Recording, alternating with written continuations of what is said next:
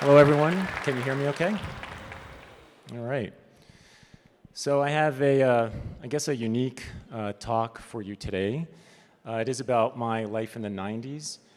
This talk actually started more of, I guess, like a self-help talk in a sense of all the lessons that I had learned, actually from the 90s till today, but I'm going to give you the 90s section because of the theme, Jordan's theme, right?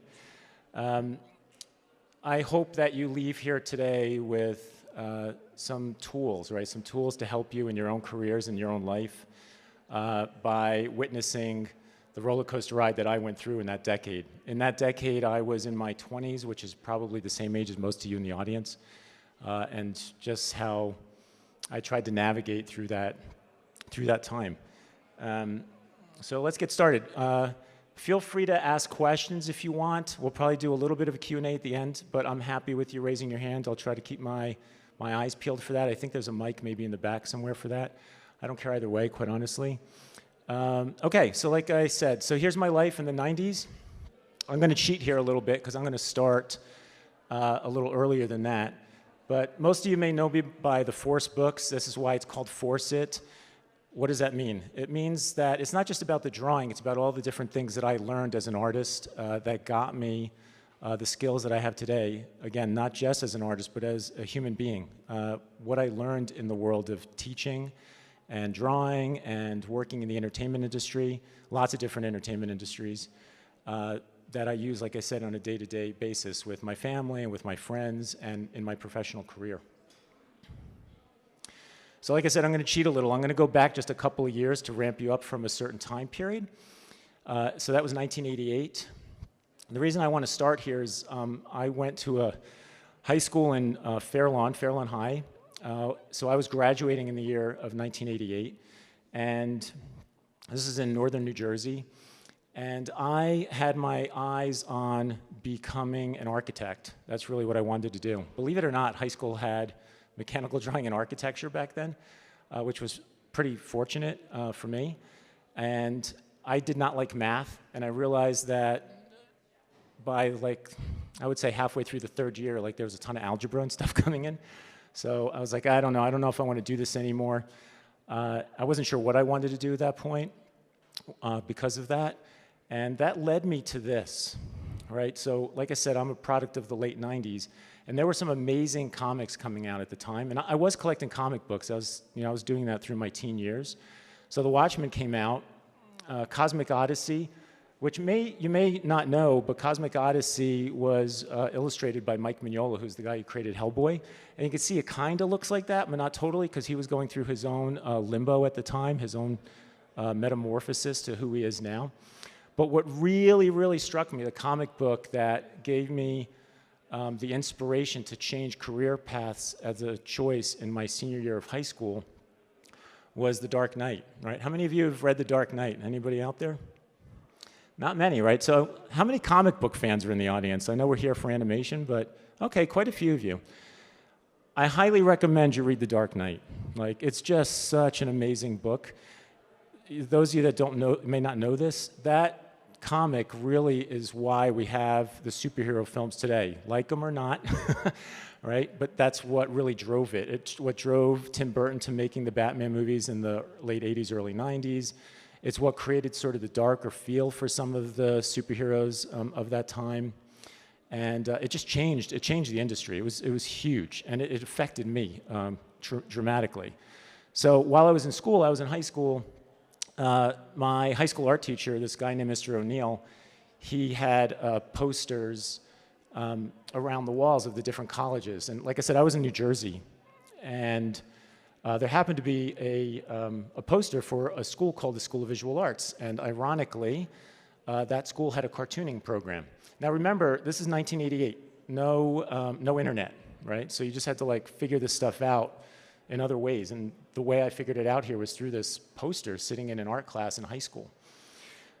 And Mr. O'Neill, by the way, who I'm still friends with today, he was a huge inspiration, right? He was like the beginning of me trying to push this new path. So he would allow me to do comic book work in his commercial art class. So that was in 88. So here we go, 88 to 92. So we start crossing over into the 90s, right? So I graduated high school. I got into SVA, or the School of Visual Arts. Freshman year at SVA was, you did a little bit of everything, right? It was like sculpture, photography, a little bit of illustration, painting classes, right? And I thought that was great. They made you take a plethora of different skill sets to understand what direction you wanted to go in. I got into SVA, and one of the most important things that I learned at SVA was mentorship, like how important it was that I stick with particular teachers, right? And I got very lucky. I picked wisely, I guess. I picked 2 or 3 teachers that really, really affected me quite dramatically. I thought I would share them with you really quickly. This is Jim McMullen. He was one of my figure drawing instructors that I took his approach to drawing for a good 3 years. Then we have John Ruggieri. Again, took John's approach to drawing for 3 years.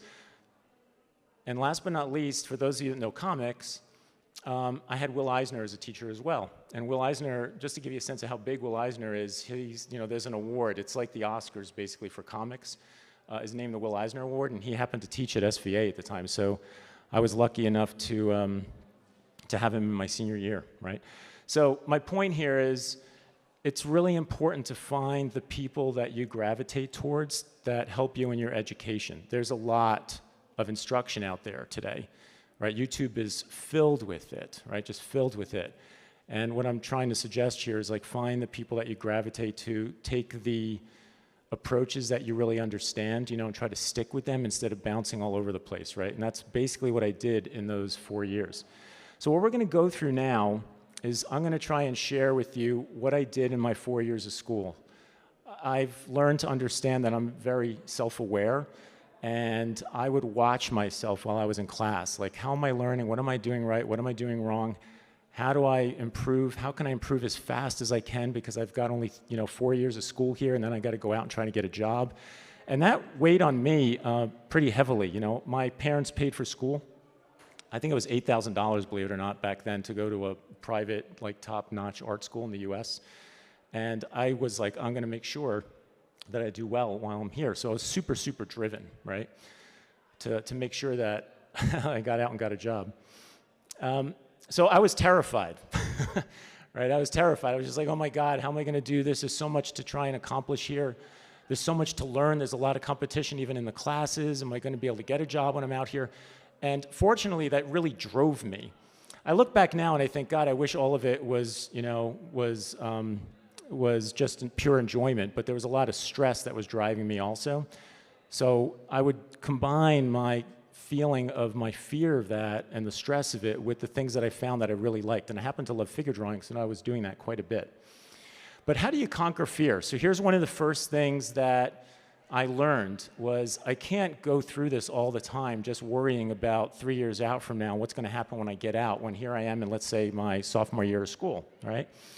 So I found that it was curiosity, right? Curiosity was the first step out for me. It's like I can just find curiosity in what I'm trying to learn and what I'm working on, then I don't think so much about the other things that were making me afraid, right, or making me nervous. So I got really curious in figure drawing. I got really curious about storytelling and comics, right? So how did I build up that curiosity? I started to realize what I can do is I can make believe that I'm taking on different jobs while I'm drawing, right? So in the top left here, you can see the detective. I still use these today, by the way. I've been teaching for 30 years now, and I still use these same concepts. So one way was the curiosity is the detective. It's like, let me go and find the answers to the problems here, to what I'm trying to solve, right? Let me see if I can go and figure out what's going on. When I teach force nowadays, like, where is that force? Why is it there? Why does the figure look like this? How is it that they're able to stand the way that they're standing, right? So again, like playing detective. Again, I have no headspace then to be concerned about what's going on because I'm playing detective the whole time, right? The second one in the bottom left is the journalist. I was talking to some students earlier today, and one of them had said something about like the back bending. He's like, oh, I have problems drawing the back bending, right? I was like, you really want to think about the bending back, right? So that's a change in thought based on how you write, right? Like what your thought is. So as a journalist, you want to be aware of the thoughts that you're putting in your head because they drive what your drawing looks like, right? They're going to drive your thinking and how things show up. And maybe some of you know this and maybe some of you don't, but what you think is what you get, right? In drawing, what you think is what you get, which I love, and that's one of the things I love about teaching it, is I can look at somebody's artwork and say, I see exactly what you are thinking about, what you're not thinking about, and try to correct that and get them on the path of, especially for figure drawing, get them on the path of force, right? It's like we're trying to think about energy in the body. How does this work? Why is the model's hip being pushed up like this? Because they're standing on this strong leg, right? And that's why this is tilting, and this is doing this, and so on, right? So you want to write that up. And the better of a journalist you are, the more you are writing on top of all that. That's sort of what I call the utilitarian side of things, right? It's like the function. Form follows function, right? So it's like, how does the function of it all work? There's also the creative side in the writing. How do you make that really juicy, right? It's not just, the bending of the back. It's like the bending of the back might be metaphorical, right? You might say if it looks and feels like a tree that's going to snap over, or if it's a cliff with snow avalanching over the edge of it, you see? So I would do this. I would start conceptualizing beyond the model in an effort to make the drawing even better, right? It's like I'm drawing ideas, so I'm trying to drive those ideas and be as creative as I possibly can. Last but not least is, that's very interesting. This drops really quick, okay. Last but not least is the scientist, right? Nowadays, I think this is more common, but this is something I kind of figured out on my own, which was to iterate, right? You don't want to just be okay with your first answer. You want to be able to look at something and go, how do I make it better? How do I make it better? How do I make it better? I call this very often like the what if principle, right? It's like, what if I did this? What if I did this? What if I did this? And I have to say, so I mentor a lot right now. I have a lot of mentees. I teach online. And one of the things I always try to teach them is creative thinking, right? It's like it's basically problem solving, right? So besides the drawing is the skill to visualize your answers. But on top of that, there's really how do you think, How are you going to solve the issue? So believe it or not, all this was going on in my last 3 years of school, right? And there's way more, right? This is just the very beginning. It's like I was thinking about me being a detective. There's times where I would do that to sort of jog myself free and be more creative. I would come in as a journalist, and I would come in as a scientist, right? Anyone have any questions about any of those by any chance? No? Like I said, you can save them for later as well, either way, whichever way you're more comfortable. Okay, let's keep moving here. So something else that I learned during this time was questions, right? It's about knowing thyself, right? What you ask and how you phrase it are as important as what you do not ask. So now that I've been teaching for so long versus what I even went through, when I'm teaching in classrooms, this always comes up as sort of a joke, because I'm like, you should not be thinking about, why do I suck? Why can I not draw? Why is the guy next to me better than I am? What am I doing wrong that he's doing right or she's doing right, right? So it's very, very powerful. And this is one of those things that I use in my day-to-day life. I'm very aware of what I say as a teacher because I know it's super impactful, right? I teach students to be aware of what they're thinking and what they're saying and the questions they're asking themselves. I listen very intently about what students are saying or saying not, and show them like, hey, notice you're saying this thing, and now that I know you for 6 months, you keep repeating this cycle of going into this space, right? So be aware of the questions, right? What's wrong with me? That's the killer of them all right there. The ultimate killer question is, what's wrong with me, right? So watch out for that one, right? That should shoot a giant red flag up in your brain. What's wrong with me?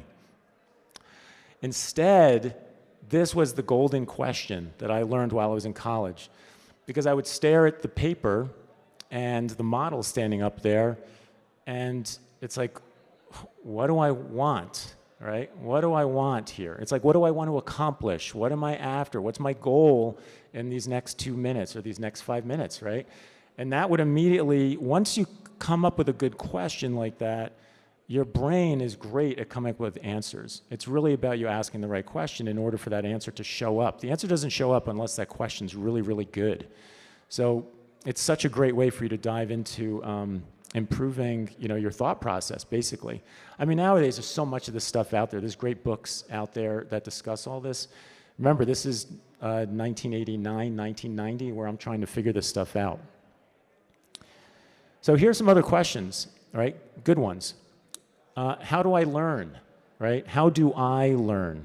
Am I a good listener? Do I learn by seeing pictures? Do I have to write things down? Some of you need to write something down. I know I have to write things down. I have to see them, almost everything. And I've been doing it for so long, I feel like I can't work any other way unless I literally scribble something out, and then my brain gets it. What am I interested in? What am I excited by? What makes me happy? What comforts me, right? Why did I do that? Right? Why did I do that? I love asking myself that because I'm trying to learn about myself. I'm like, oh, that's really weird. I actually didn't like that. I didn't like that behavior. I didn't like the way I drew that. Why did I do that? What made me go there, right?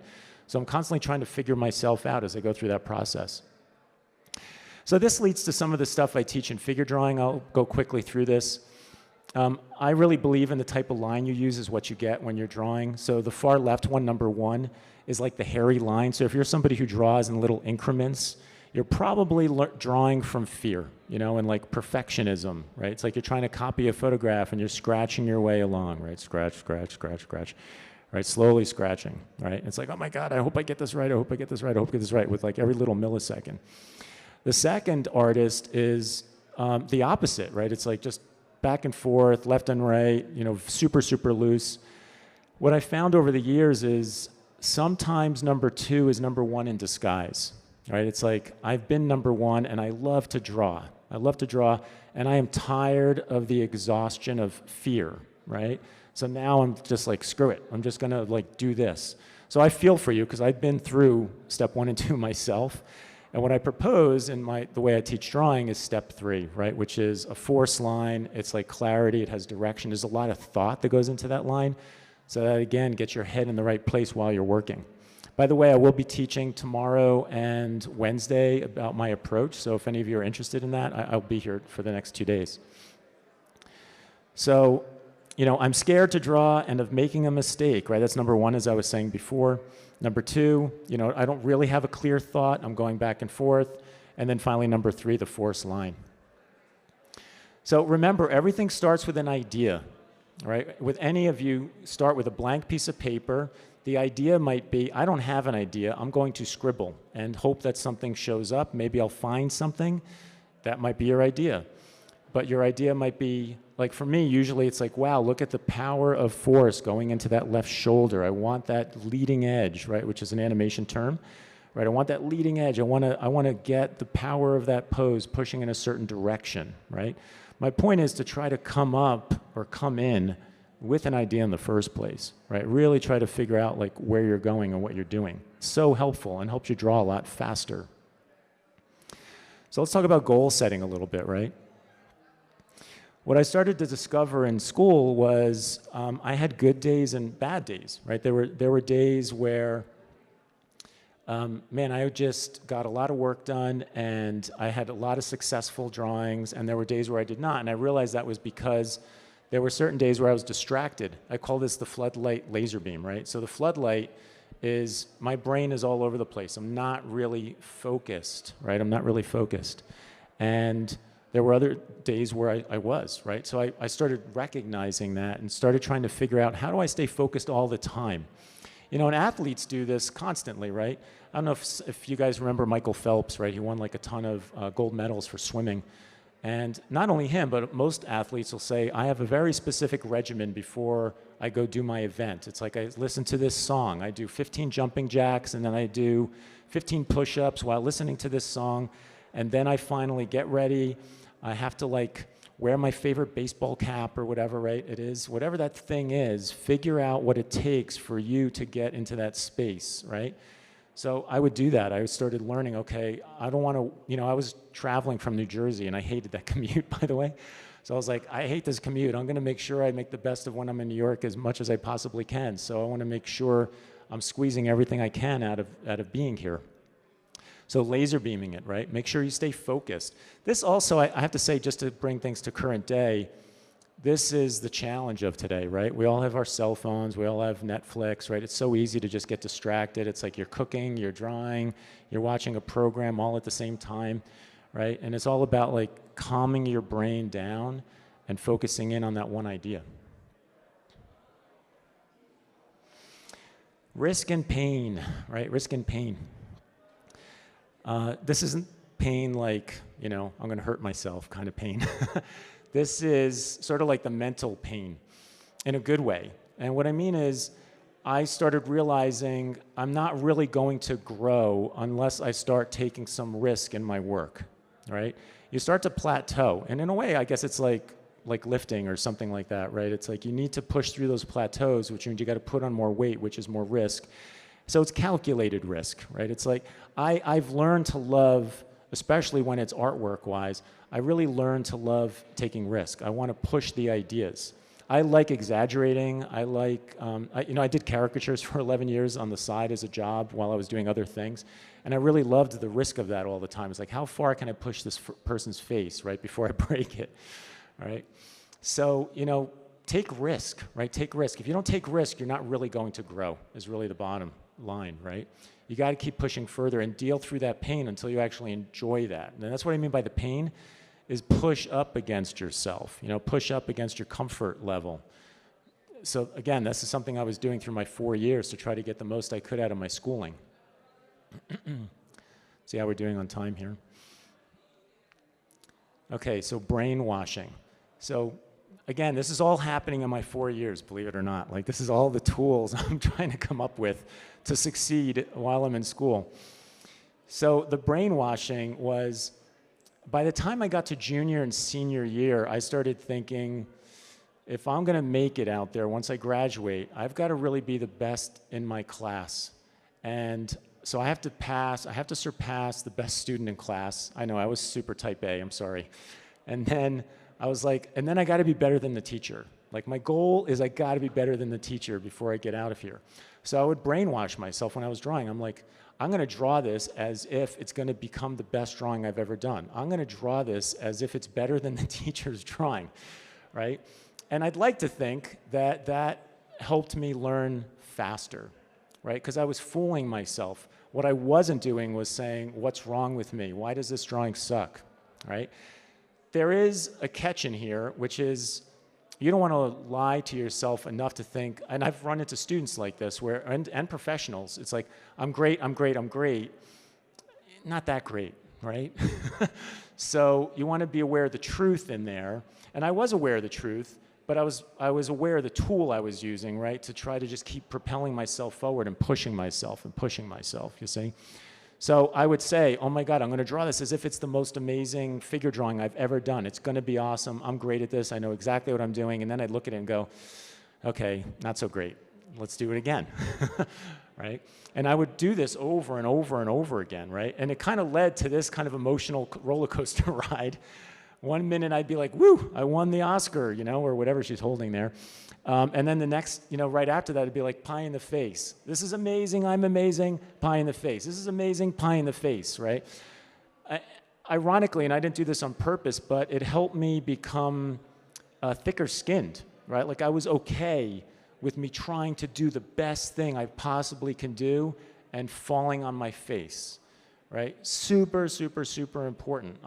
When I talk to students nowadays about this, I say, I think a successful student, I think a successful artist is someone who has humility and confidence, right? And this very fine line of balance between those two things, right? You want to really be doing your best, giving it everything you got. I'm awesome, I'm going to do the best job I can, and you have to be okay with recognizing when it doesn't go well, and be able to discern that, right? Sometimes it does go great, and you're like, wow, I'm awesome in that. That is an amazing drawing. I can't believe I pulled that off. That's great, right?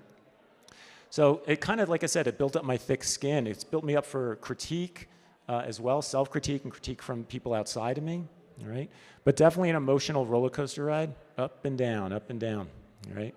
And I mean minute to minute. This isn't like day to day, week to week. I'm talking minute to minute, up and down, up and down. So we move into 1991, right? So this is my third year of school. And in 1991, I took there's humanity classes you had to take to get your BFA, right, at the school. So I took a racism, sexism class. We're going to talk about marriage, believe it or not, and animation, right? So right now, you guys are like, why is this guy here? All he's talking about is comic books, right? But believe it or not, animation does come into my life.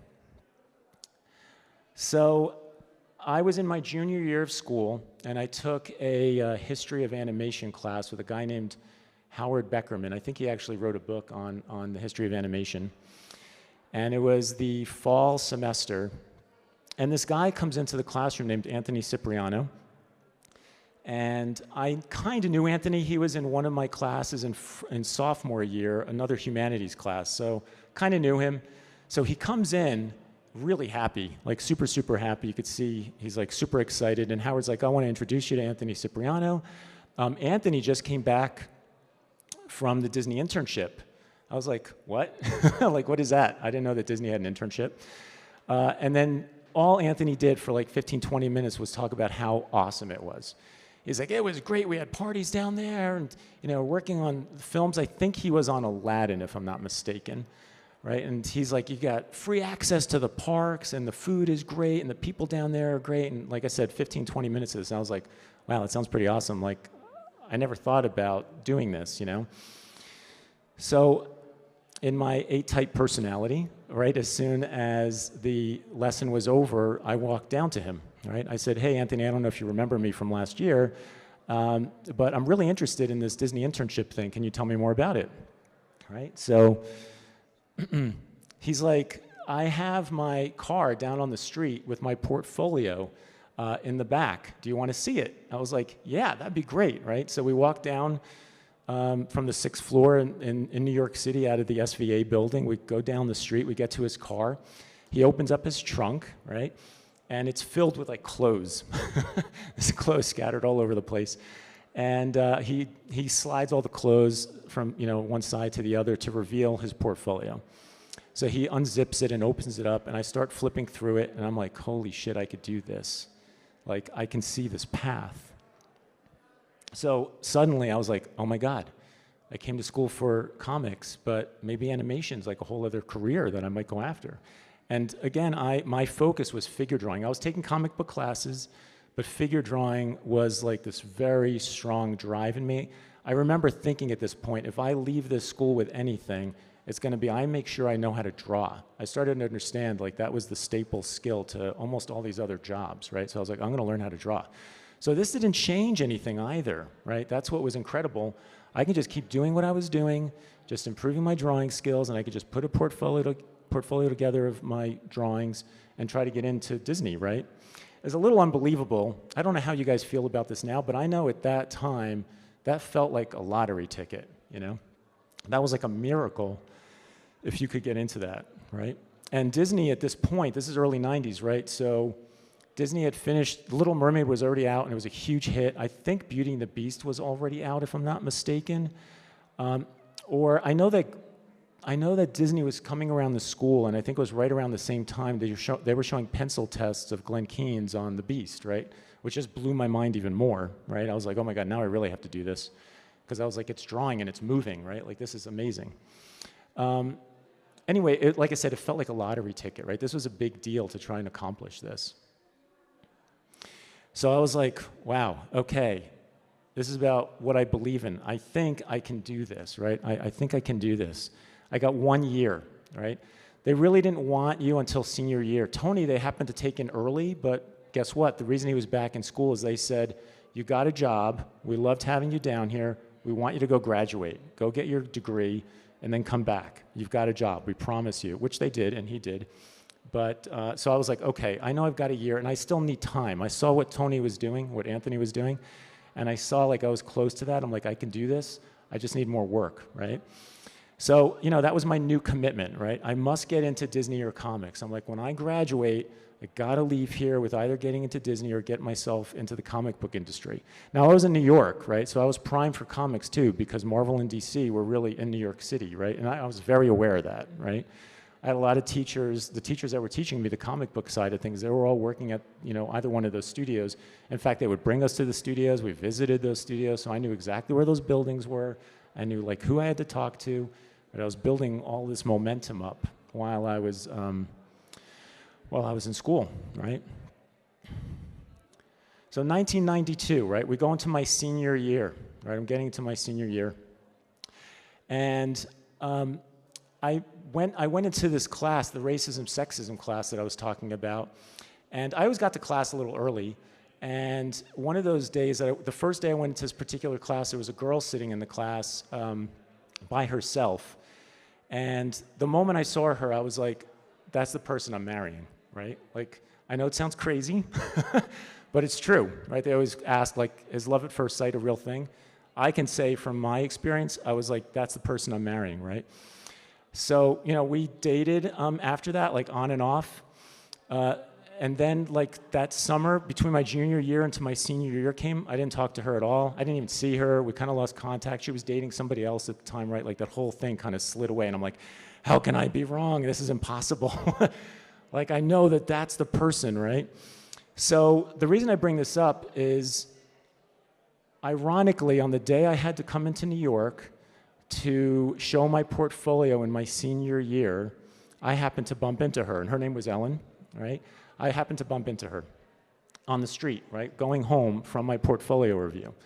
And I hadn't seen her in like a year, right? So I was like, oh, you know, she's like, how you doing? I'm like, well, you know, I just went through this portfolio review. She ends up telling me that her mom does like resumes and stuff. If you're interested, you know, feel free to come on over and my mom will help you with the stuff. I'm like, oh my God, this is where I want this to go. I can't believe this is happening, right? Long story short, I go to her house, and towards the end of that day, I remember, since we're both artists, we're both going to school, that we would draw each other. So this is the drawing I actually did. You can see the date is on there. I think it's 92. And I felt something change, right? I was like, wow, something really changed. I think like she finally really saw me. I felt like it was more from my side than her side at that time. I was like, I think something changed here, right? So only for me to find out that it did, right? Like, I ended up talking to her, and this sounds all very personal, but you'll realize as to why I'm sharing this with you later. Something did change. We started to date, and at the end of senior year came my portfolio review. So I'm dating Ellen, portfolio review comes up, right? I'm trying to get into Disney, and I don't get in. I'm like, oh my God, I can't believe I didn't get in. Like, now I only have comic books left, right? I had 2 shots here of what I'm gonna try to do with my life once school is up. So 1 down, right? I don't get in. They gave me a great review. They told me some other artists to look at. They actually gave you feedback, which is amazing, right? Because most of the time you send in your work and just hear nothing back except you didn't get in. You get like a boilerplate letter or email, right? So I did get some feedback, which was great. So I graduated, right? I graduated SVA, and like I said, I get out, and I'm a little freaked out because this was, like I said, one of the irons in the fire, right, as to what I was going to try to accomplish. So I spent that summer.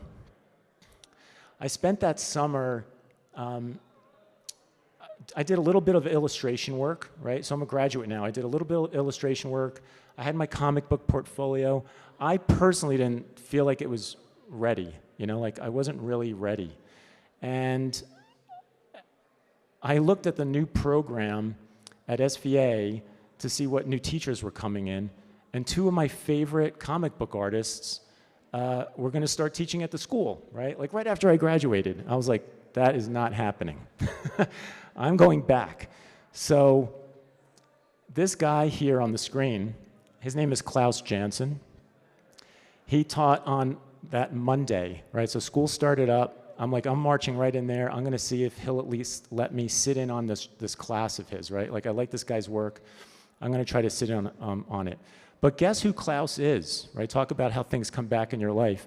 Klaus was one of the contributors for The Dark Knight, which I knew, of course. So I was like, oh my God, the Dark Knight guy is teaching at the school. This is why I went to school, right?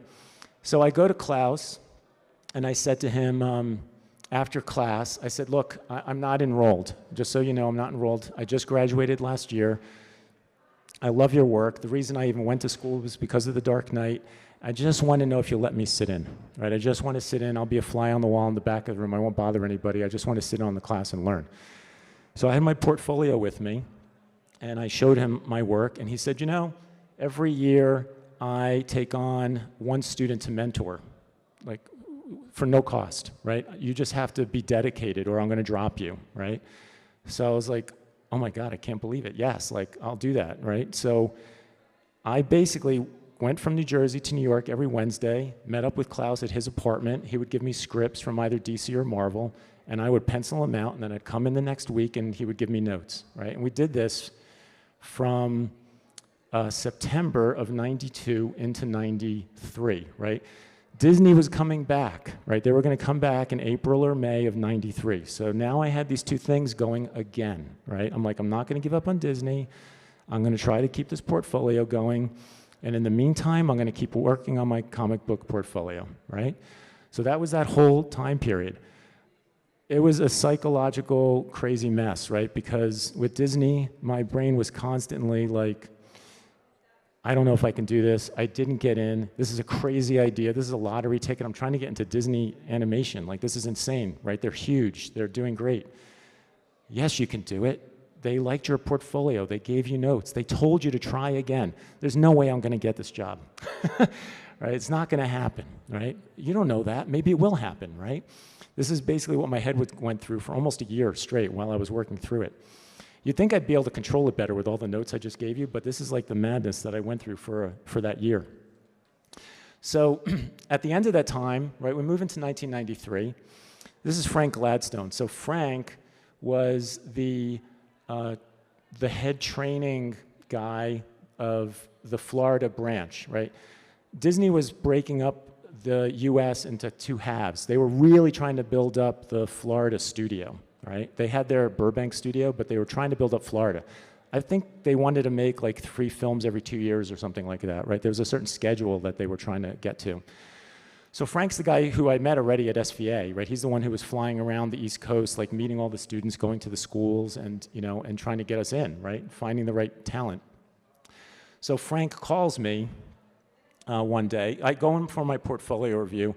He says, I think it's good enough to send down to the studio this time, right? So, oh my God, I'm past the next gate, right? The first gate is that the school would filter you first, right? School would filter you and think, and that's dangerous, right? But they would look at who they thought was good enough for Frank to look at. Frank would come up, take a look at your work, tell you right then and there, not good enough to go down, or it's okay to go down. Once it went down to Florida, then it got looked at by a bunch of the animators and artists at the studio, and they would grade all the portfolios that came in, right? And then you'd get a call. So Frank gave me a call. You know, all I could do is believe, and he's like, Mike, I'm here to call you about your portfolio. I was like, oh, Frank, I don't like the tone in your voice. I remember so clearly saying that to him. And he's like, I'm calling you to tell you, you got in, like, you did it, man. You're coming down. So I remember that day. I remember literally jumping around my house on the couch, and my dad was home, and I was like jumping all over the furniture like crazy. I'm like, holy shit, I got in. I can't believe it. So I got into Disney, right? So that was the spring of 93, right? I had to go tell Klaus, you know, I was like, thanked him so much for all the time that he had taught me in comics, but I'm going to go into animation. So I go into animation. I go down to Florida. I worked on Lion King for a couple of years. I met a lot of great people down there, you know, while I was down there. While I was on, so here, this is the thing I did not know, right, that may have changed me trying to get into Disney. I found out afterwards how everything worked, because now I was in the studio, right, and I got to see other portfolios come in. So first of all, there were 16 of us that were chosen out of, I think it was about 1,800 applicants, right? So 1,800 people tried to get into that internship the same time I did. 16 of us were chosen from that. Out of that 16 that were chosen, 11 of us were picked to move on to Lion King, right? So somehow I got myself from 1,800 all the way down to 11, right, to get to that film. I was just talking to a girl at my table before, and the quote I brought up, which wasn't pertaining to this, but it works on this, is just never tell me the odds. I don't want to know, right? Han Solo, he had it right. Just never tell me the odds. I'm just going to do my thing, because you might be the odd, right? And that's fine, and you don't know that. So you're better off just ignoring what the darn odds are and just go do your thing, right? Because you may be it. You might be the odd one out. And this was a perfect example of that. So I finally get down there. I worked on Lion King. We went into a temporary layoff, the 11 of us, right? And after the layoff, you were supposed to go back home, and you were promised a job. They wanted you back. They spent time and money and effort to train you up to work in feature film at Disney Animation, right? So they said, we're going to be ramping up on Mulan. When we're ready, we're going to bring you back down. So I went home. I had dated Ellen, by the way, on and off during this whole time period. Okay, so on and off, on and off. It was like a triangle. It was me, this other guy, and her. And this went on for 3 years, right? While I went down to Disney. I mean, I was dating somebody at Disney, you know, and I was like, oh no, she's really the one, but maybe she's not because she doesn't think she is, but I think she is. All right. So I come back home, and one of the guys that I was in the internship with, he was from San Francisco, and he said, hey, you know, I'm working at this game studio in the North Bay, and they're looking for another animator. Why don't you come out and test for it? So I was like, oh my God, that'd be great. One of my dreams since high school, I have no idea why. Everybody always asks. I just had this bug in my head about I have to move to California, right? I'm from New Jersey and New York.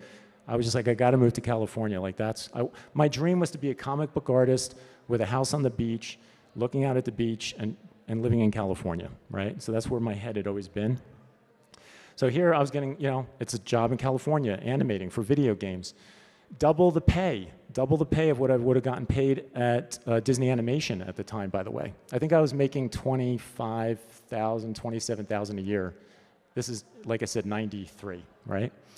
So I was like, sure, I'll come out. So this is like the end of 94, yeah, the end of 94.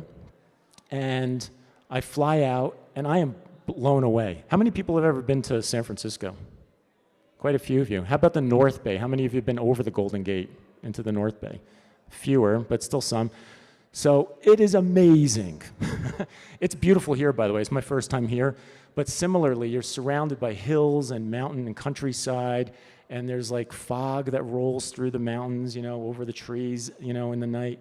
And you have the bay there, and you have this beautiful city on the water. It's just insanely gorgeous. It's like something out of a fantasy movie, right? It's just beautiful.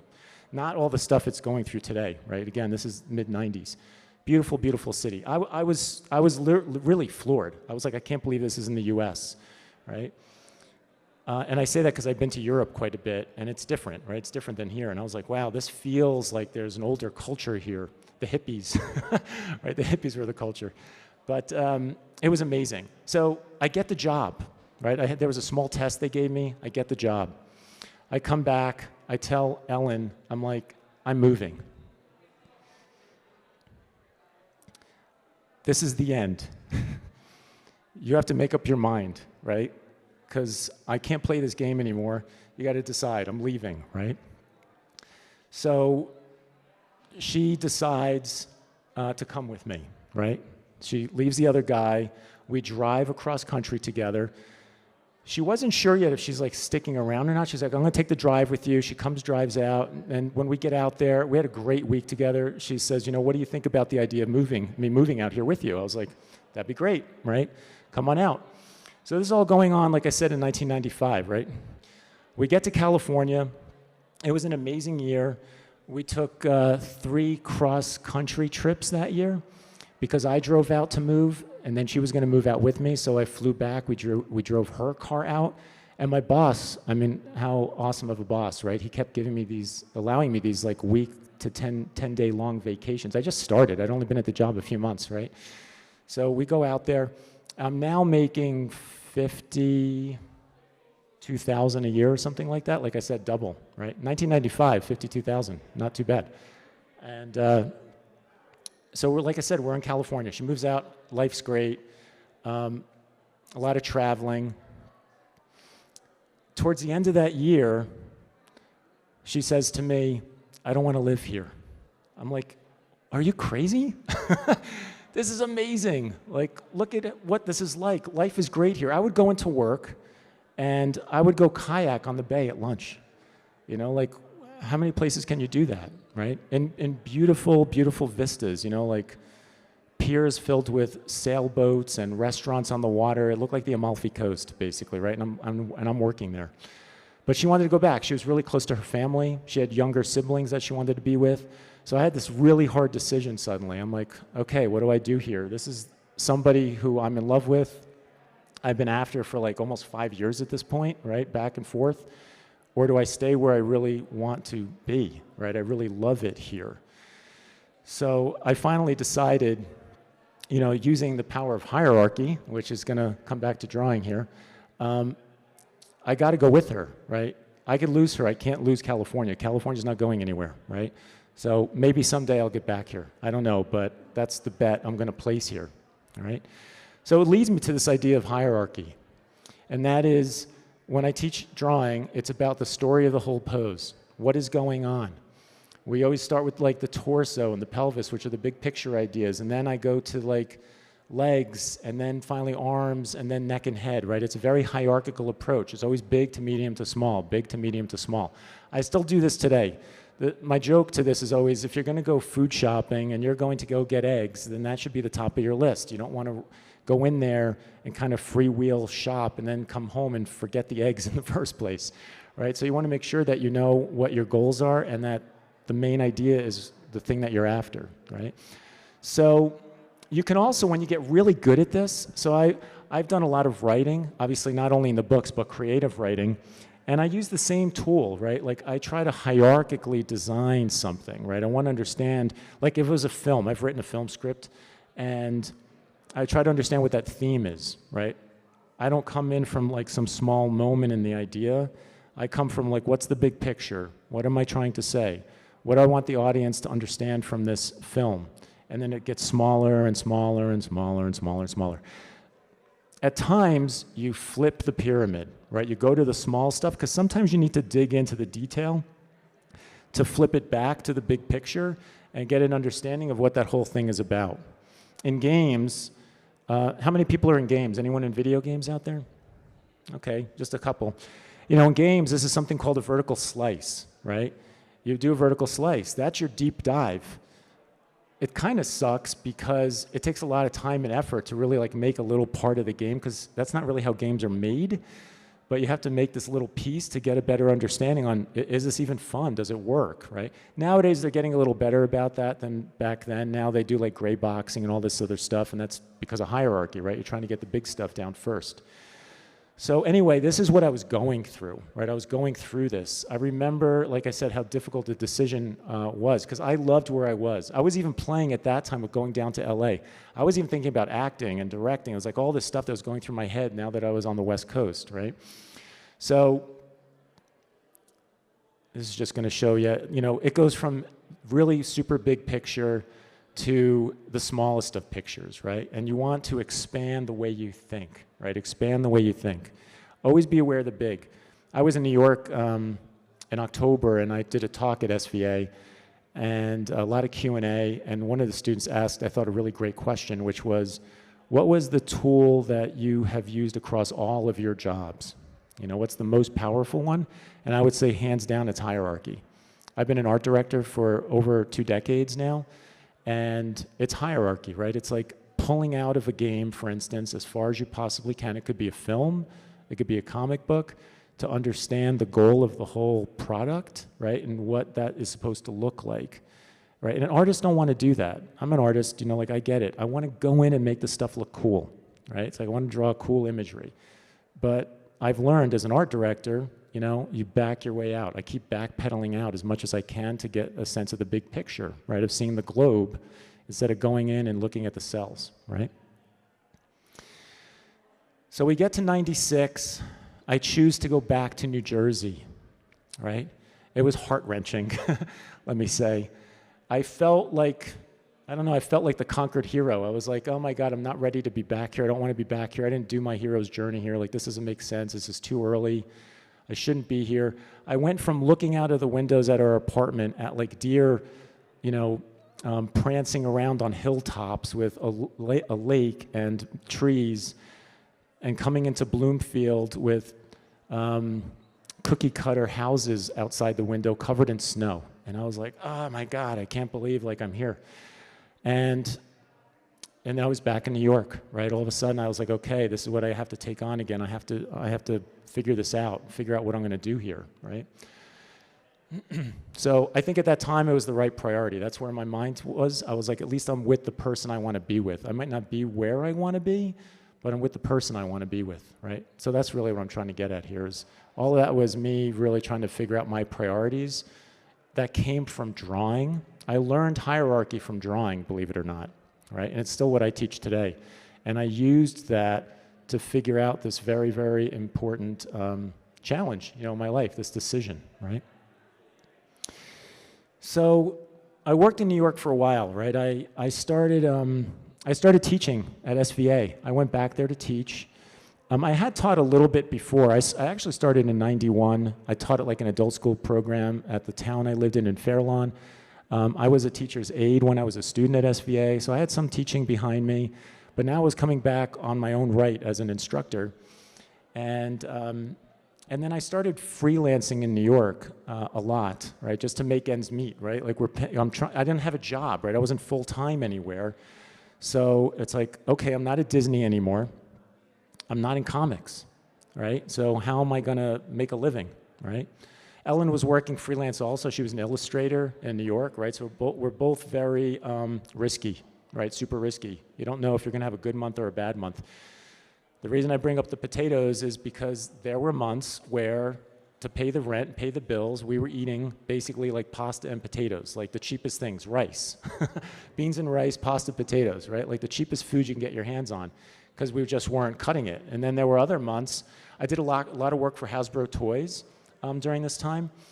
So get this, they hired me to do illustrations and storyboards for them to help advertise ideas to Disney and DreamWorks, because they wanted to make sure that they got the rights to making toys for those companies. So I was helping them convince the animation studios, yeah, we want to work with you. We see what you're doing, we'll like your ideas, that would be an awesome toy. I remember doing stuff for Hercules, for instance, was one of the films I worked on. I worked on El Dorado stuff as well at that time.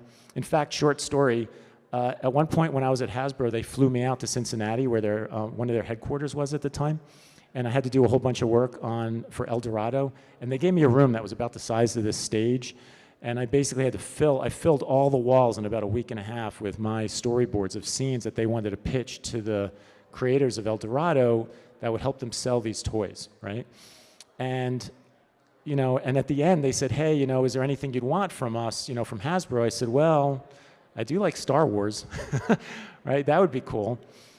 One of the guys, by the way, had all the little wax heads from the original figures from the 70s, like on his desk, right? Which is kind of weird, because it was like, you know, like a head shrinker kind of guy, right?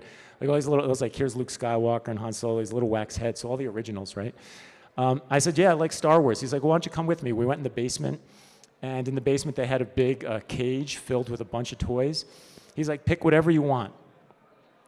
So I went in there. I started pointing my finger at like basically every ship that they had in that place. And like a week later at my apartment in Bloomfield, a box about the size of a refrigerator box showed up at the front door filled with all these Star Wars ships, right? And we had this like little apartment, so that wasn't fun, but it was great having all these Star Wars toys.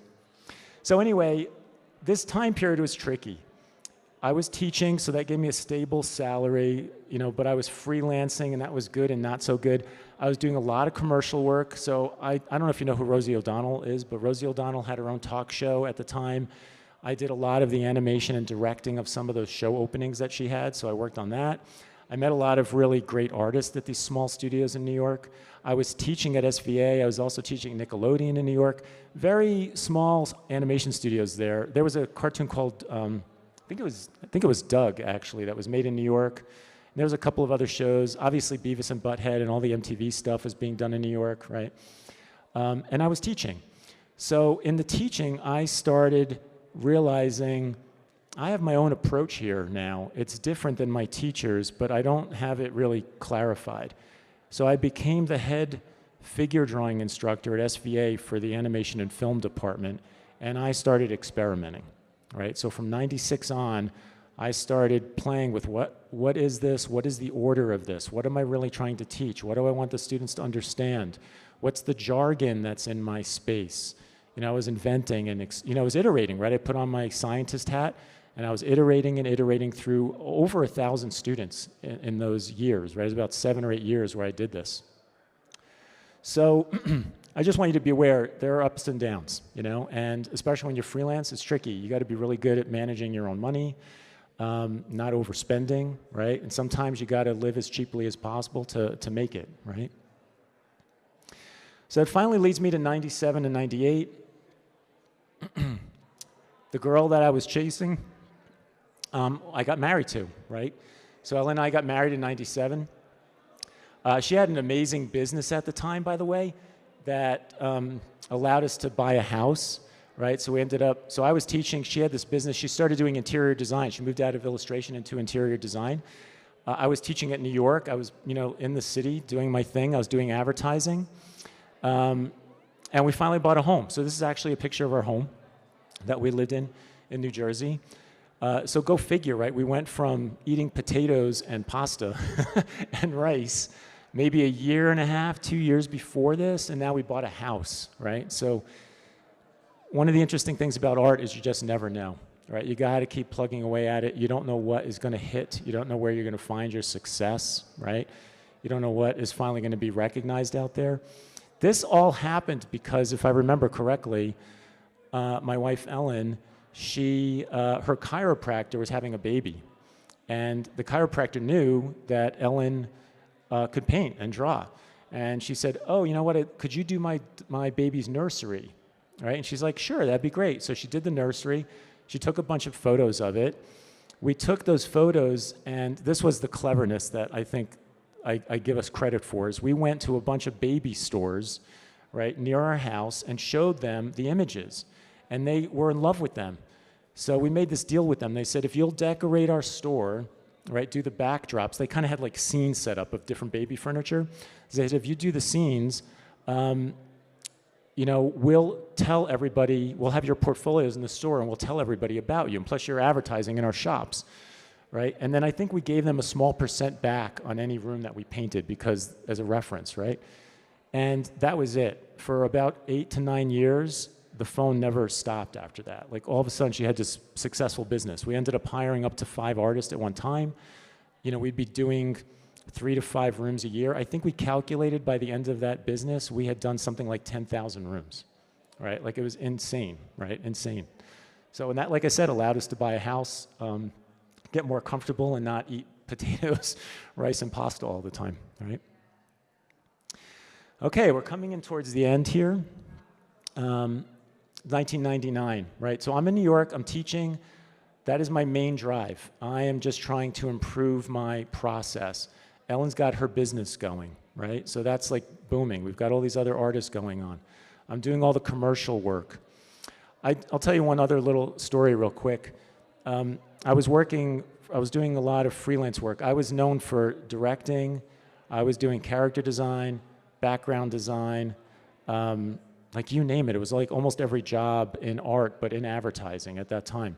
I worked on really big jobs, like Coca-Cola, for instance, was another huge one. So I get this call from a company called Chelsea Pictures. They were downtown New York. And they said, we have a director that's coming in for the weekend, right? It's like Thursday. They're like, we need to know if you can come in Friday, meet up with this artist, this director, and get the boards done by Sunday. He needs them by Sunday night. And I was like, sure, why not, you know?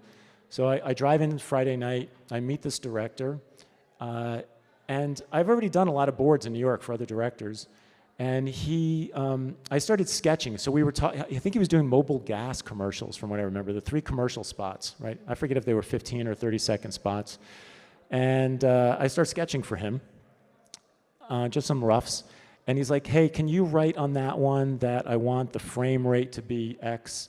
And, oh, on that one, can you put this lens down? Like, really technical things. No other director's ever done that I've boarded for.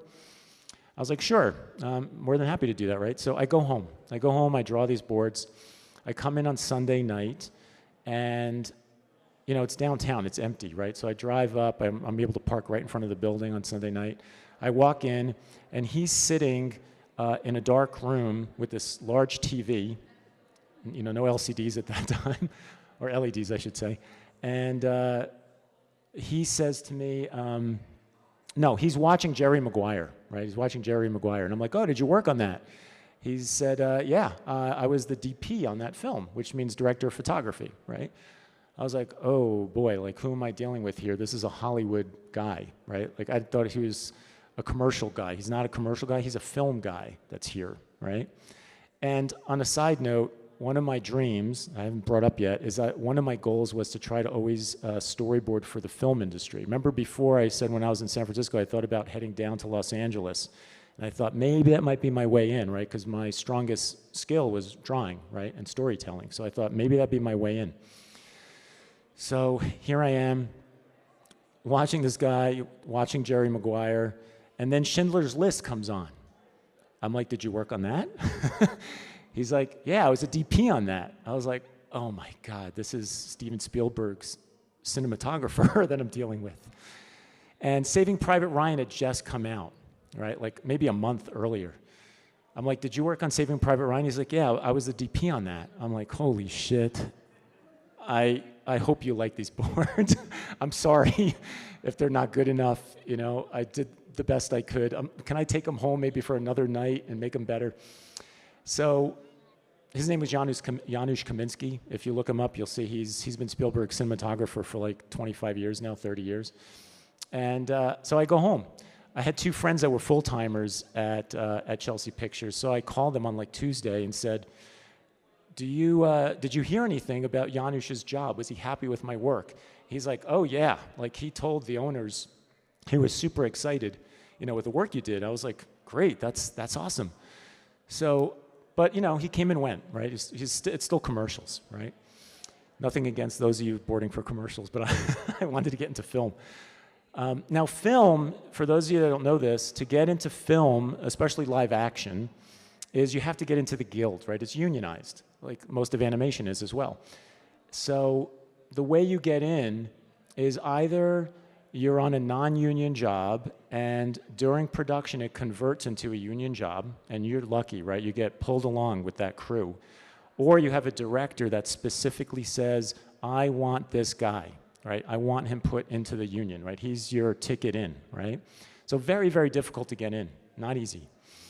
So about a year later, I got a phone call from a guy named Daniel, and he's like, hey Mike, this is Daniel. I'm Janusz's assistant. Janusz has been granted a live action full feature film, right? He's gonna do a movie, a Hollywood movie. I think it was called Stigmata, which came out. I don't know if any of you have seen it, but you could check it out after today. It's kind of like a horror-ish film. And he wants you to board it. I was like, holy shit, I did it. It took a while, but I'm here, I made it. It was like a year later. They send me the script. I'm like, yes, I want to do it, right? They send me the script. He's like, we'll call you in like a week or so, right? And then we'll start talking about this and get this pre-production going. So I start like thumbnailing through the script. I wait, like 2 weeks goes by, 3 weeks goes by. I finally get this call from Daniel. He's like, man, I'm sorry to break this to you, but we ate up the board time with us flying to New York and location scouting because we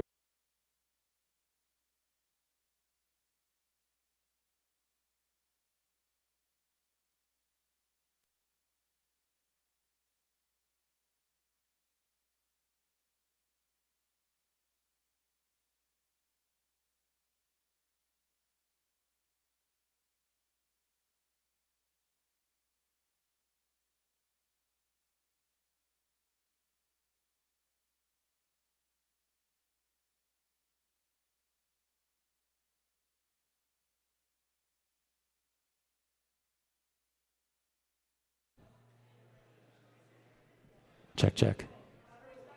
It's on, but it's the battery's, yeah, the battery's out. Yeah. Yeah, the battery's dead. Check, check. I'll try to keep going. I just shut it off and turned it back on, but you can see the battery's out. So, so I don't get in, right? It's like, oh my God, amazing. No, it's not. Remember the Academy Award and pie in the face. Academy Award, pie in the face. So when you go through this as an artist, you just never know, again, when that break's going to come. And sometimes it looks amazing, and then nothing happens. And then there's other times where something amazing just comes out of left field, sweeps you right off your feet, and you're like, I can't believe this occurred, right? Like, I didn't plan this, it just happened, right? So anyway, that's my Janusz story. Check, check, yep. All right, so I'm going to close off. We're going to go 1 or 2 years into the 2000s. This is still 1999, but I have an end and why I want to end at a certain point. So The Matrix came out, right? How many people have seen The Matrix? How come you haven't seen The Matrix, the three of you that, that are out there? Such an amazing film, right? Like, so awesome. Remember, The Matrix came out not too long after the internet was like picking up, right? So it was like made at the perfect time, right? The idea of computers in our lives and how much more ubiquitous they were in our lives, right? And then this film, The Matrix, comes out. So I was teaching at that time now for about 5 years, right? About 5 years in SVA. As I told you at the beginning of the talk today, I'm very self-aware, right? I really pay attention to the things I say and what I'm thinking, why I'm thinking them. Even when I watch movies today, if something makes me laugh or cry, I'm like, why did that make me cry? You know, how did that affect me, right?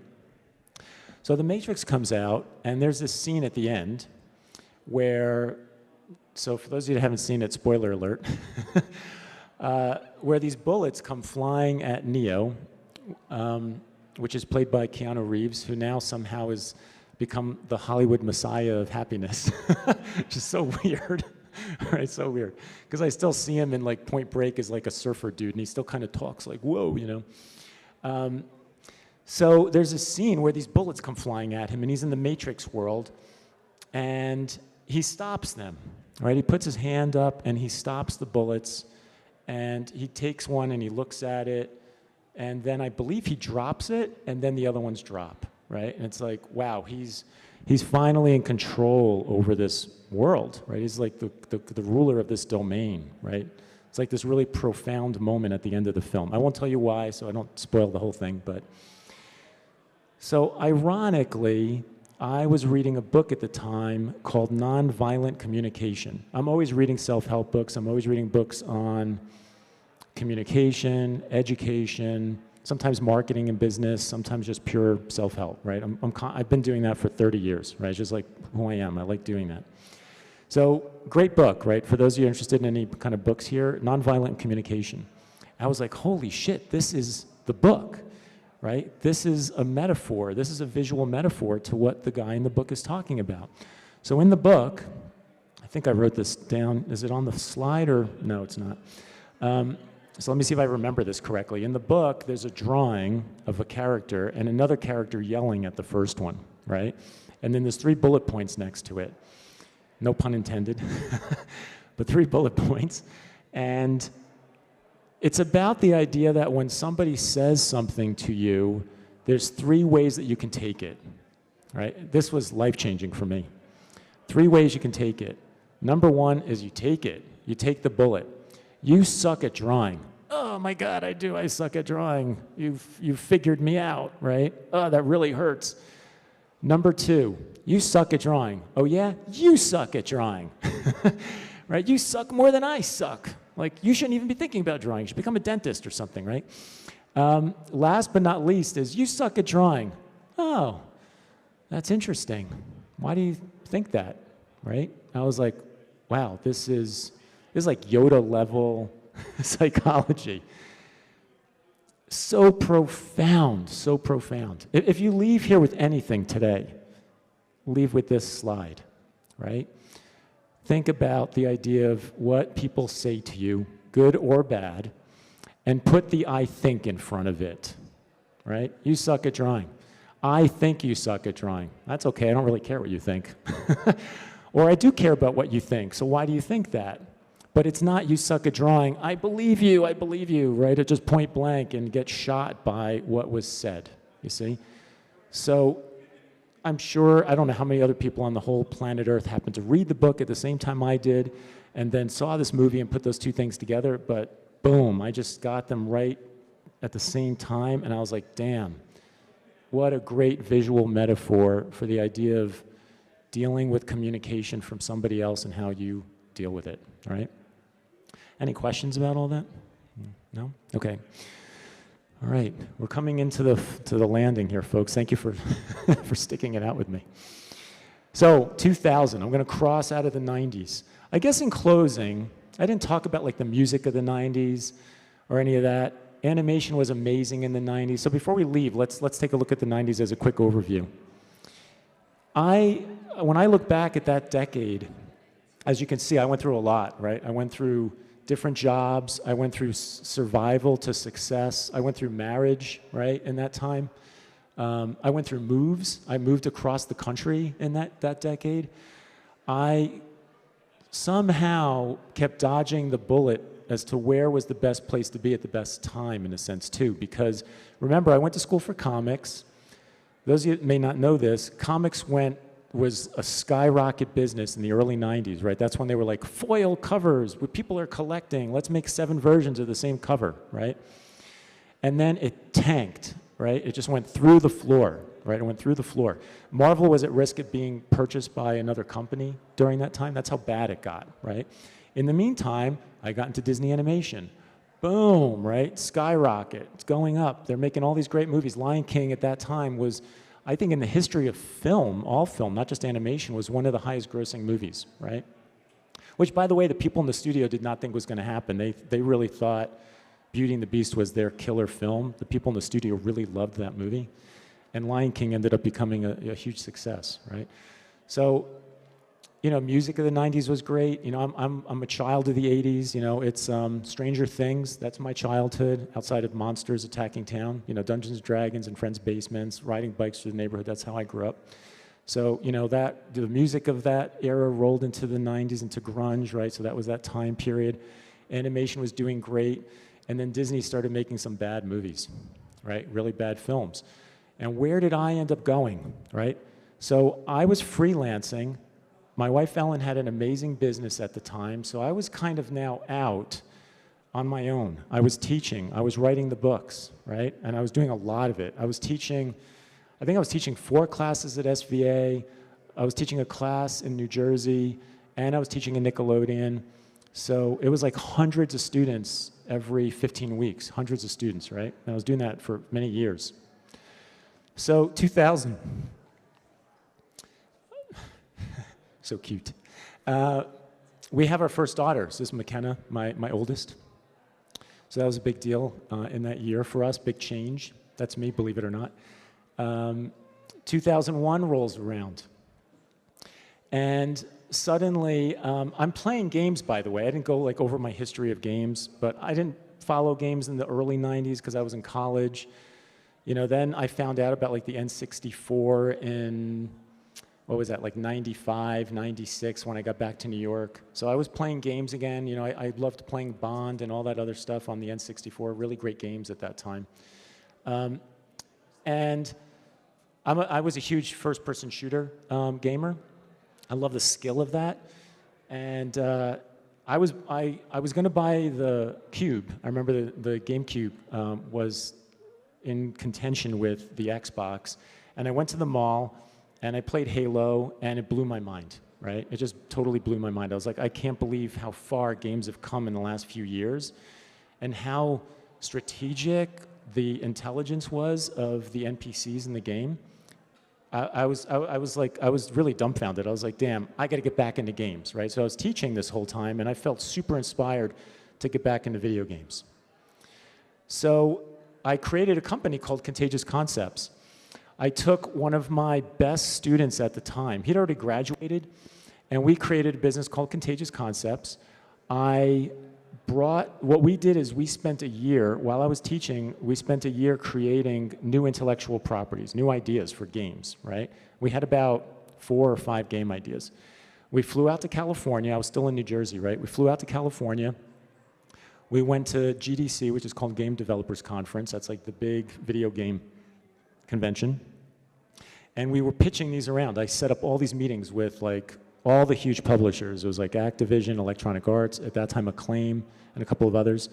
And while I'm there, they all love the portfolio, and they kept asking us, where's the playable level? I'm like, oh, I didn't know I was supposed to come in with a game. I just wanted to show you artwork so we can get artwork, right? They're like, well, if you really want to get into the industry and you want to make it as like a developer, you have to go get some engineers or programmers and make the game, right? So while I'm there, I bump into my old boss from when I moved to California, right? And I got that job in 1995. So he's there. And he started a new company called Liquid Development, which is still out there today. You can go to Liquid Development right now. The site still exists. That business still exists. I'm still friends with Darren, the owner. And he's like, we have a ton of work, you know, and I showed him what we were doing. He's like, why don't you partner up with us and we start sharing the jobs, right? So I developed Contagious Concepts. These are drawings of mine. The game was called Ultima X. Ultima is a game that goes all the way back to the 70s. It was word-based, and then it was pixels, and then it became 3D, and that was this huge MMO, right? Just like this massive multiplayer game. So suddenly, the next 5 years of my life, we're working with Darren in Liquid Development, doing artwork for this game. We did work for BioShock, like very, very early concept work for BioShock. We did a bunch of other stuff too, but it was hundreds of characters, props, locations, you name it, right? Turnarounds, right? Lots of turnarounds, right? So these are like, hey, this building or this cabin degrades in this way, right? When it gets destroyed, what does that look like, right? So these are mostly, yeah, this is all my drawings. This I drew, and one of my guys that I hired painted this up. This was for one of our personal ideas, actually. So I did this tour about 5 years, you know, as we're going into the late 90s, early 2000s. This was a game called Mythica that Microsoft was building. Flew out to Microsoft, you know, visited there, and like a year later, they canceled the game. There was some kind of legal issue, I think, that happened with the naming of it, and it had to do with, I think it was with Wizards of the Coast. There was like this whole thing that happened. They were like $10 million in, they canceled the game, right? So much fun working on it, though, I have to say. So that leads me, we're coming to the end, right? So we have this business, we're doing great, right? We're doing great. And to make a very long story short, my partner, the student, starts blaming me for stealing from the company, right? Which I wasn't doing. And I had all the bank accounts to prove that. And what really hurt me more than anything was, he was a young kid, you know, he's maybe like 24, and I was like 32, 31 years old. I would literally go to his house on the river in New Jersey. I would drive him to my house to come work, so it was like a 20-minute, half-hour drive. I would drive him back and forth. He would eat dinner at my house, you know, hang out with me and my wife and my daughter, right? And now all of a sudden, I don't know where he got, I think his wife was kind of like egging this on. So I was like, you know what, you're out. Like, if you don't trust me, I can't work with you. Like, that's just the bottom line. I'm not stealing from you, I'm not stealing from the business. I have the proof right here. It would be on the paperwork, right? It's right here, there's a trail. So that's why I say the dog did it. You know, it's like he thought that something was going on that really wasn't going on. So last but not least, that leads me to the end. I couldn't leave out my other daughter because I felt guilty. But in 2003, we had our second daughter, Marin. So that's McKenna's on the right. She's the older one you saw earlier. And I close off with this, right? I was teaching in New York.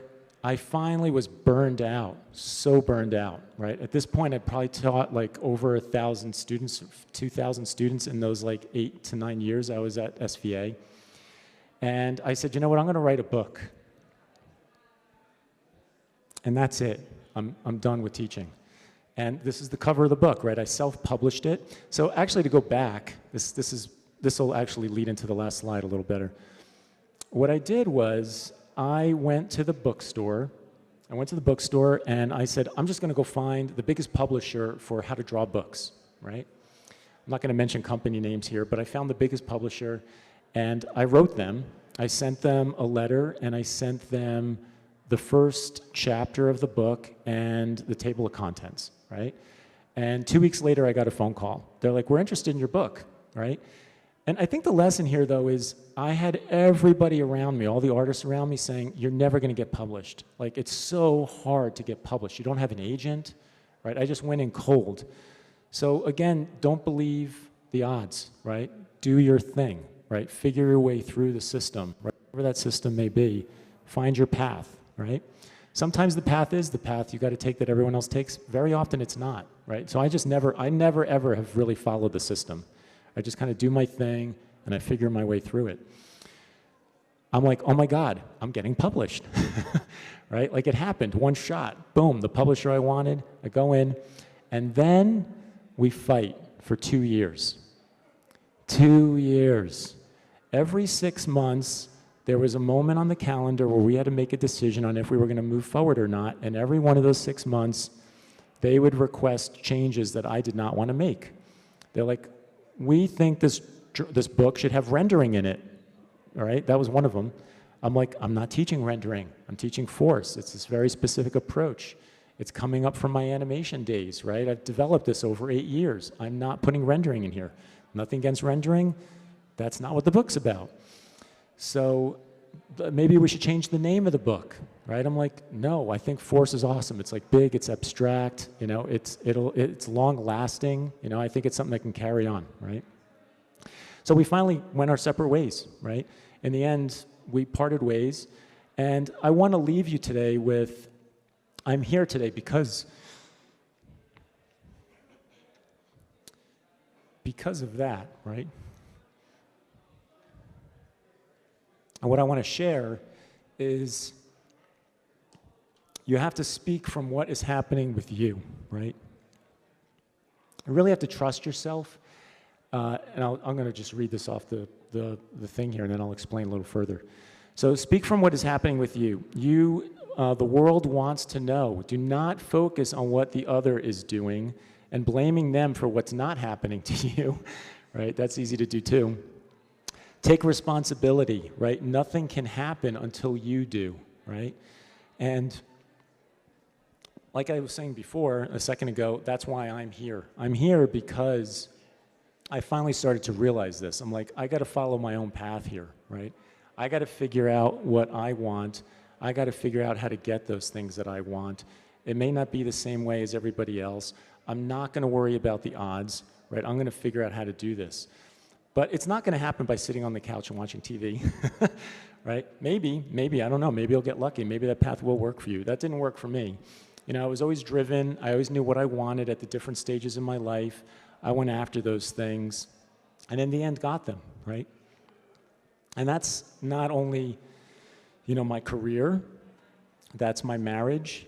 That's where I live, right? It's everything, right? It's everything that I have in my life today has come from the power of I, of knowing who you are, okay? So I close with that. That's my 90s. You got a little bit of 80s, little of 2000s, and thank you. Thank you very much for listening to me talk for an hour and 25 minutes.